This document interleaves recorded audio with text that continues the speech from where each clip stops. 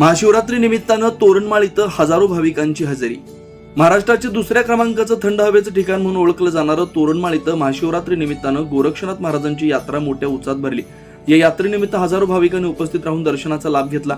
दरवर्षीप्रमाणे यंदाही यात्रेसाठी मोठ्या प्रमाणावर भाविक, पर्यटक व आदिवासी बांधवांनी हजेरी लावल्यानं परिसरात उत्साहाचं वातावरण पाहायला मिळालं. याबाबत अधिक माहिती अशी की नंदुरबार जिल्ह्यातील सातपुडा पर्वत रांगेत वसलेलं तोरणमाळ हे धार्मिक व पर्यटन स्थळ म्हणून प्रसिद्ध आहे. निसर्गरम्य डोंगर दऱ्या, थंड हवामान आणि धार्मिक महत्व यामुळे इथं वर्षभर पर्यटकांची वर्दळ असते.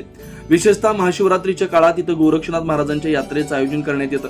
गेल्या अनेक वर्षापासून सुरू असलेली परंपरा मंदिर ट्रस्टचे अध्यक्ष व महंत संजूनाथ महाराज यांच्या मार्गदर्शनाखाली नियोजनबद्ध पद्धतीने पार पडते.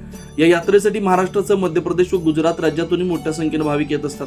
यात्रेदरम्यान मंदिर परिसरात दर्शनासाठी भाविकांच्या रांगा लागलेल्या दिसून येत होत्या. भाविकांनी भक्तिभावानं पूजा अर्चा करून मनभावी प्रार्थना केली.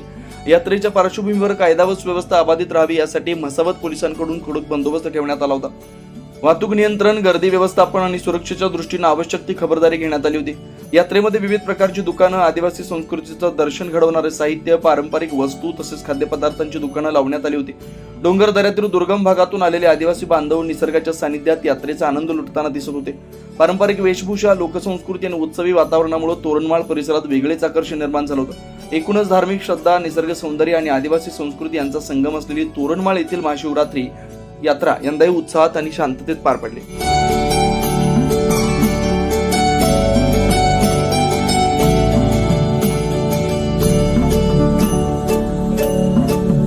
24 लाईव्ह महाराष्ट्र न्यूजसाठी जगन ठाकरे, शहादा, तोरणमाळ.